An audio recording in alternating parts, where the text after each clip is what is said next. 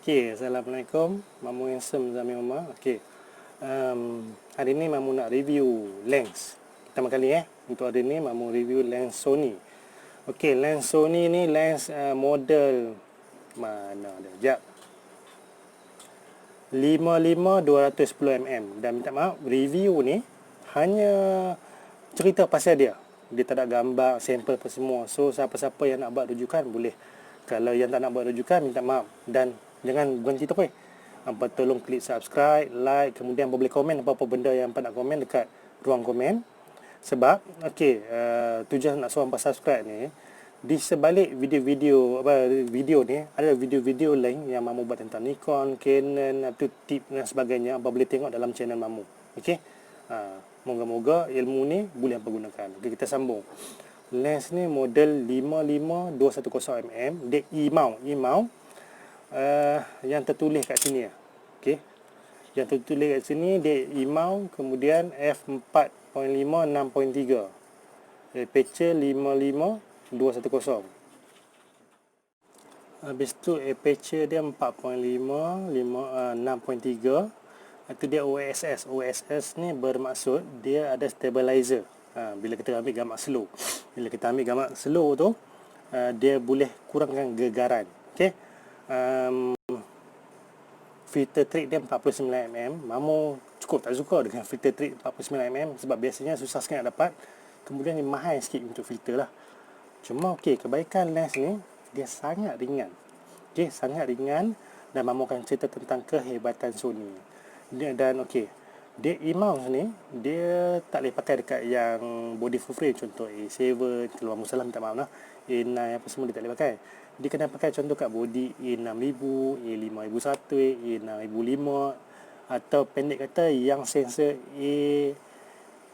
APC, crop sensor. Okey, kalau term Mamu salah, Mamu minta maaf. Okey, selain daripada ringan, dia compact, sangat kecil, lebih kurang dalam 1-2 dalam 4 inci ke 5 inci kan ni.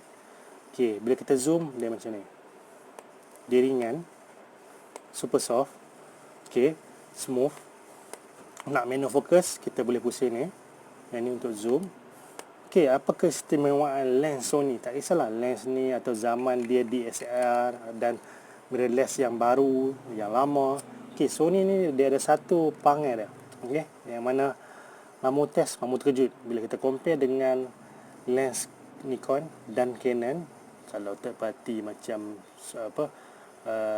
Sigma, Tamron, Tokina lagi jauh beza. Okey, walaupun yang ni consider yang spesifik untuk zoom lah kan.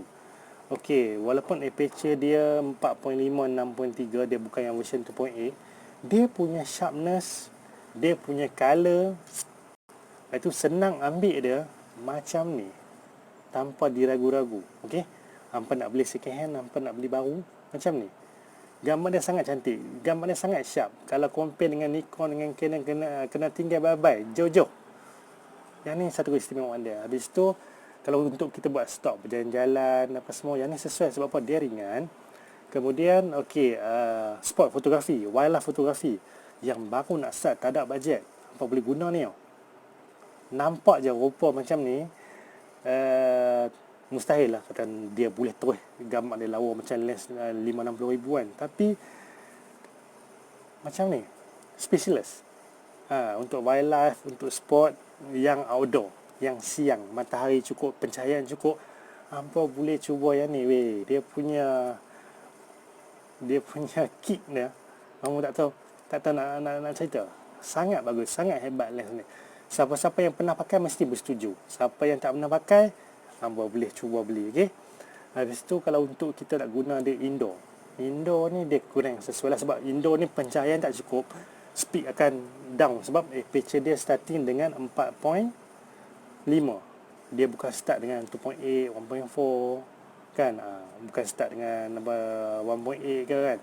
So indoor dia kurang safe, kecuali kalau kita ada flash, kita ada speed light, ataupun kita macam contoh kalau ada spotlight yang cukup kuat, okey, dia kita boleh pakailah. Tapi kalau kita just pakai dia tanpa bantuan speed light apa semua, outdoor macam ni. Apa nak guna untuk street boleh, apa nak guna untuk sport boleh, apa nak guna untuk wildlife boleh, nak bawa dia untuk berjalan-jalan boleh. Okey. Cuma dia bukan wide lah, kena beli lagi satu lah, sebiji wide kan. Yang mana wide tu bawah pada 55mm.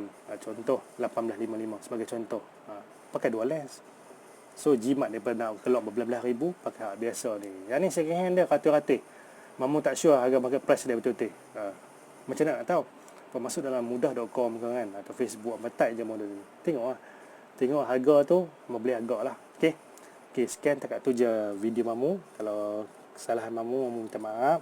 Hampa suka kalau subscribe, like dan tunjuk kawan-kawan siapa-siapa yang ada lens ni atau nak beli, boleh tunjuk video ni sebagai rujukan untuk dia. Okey.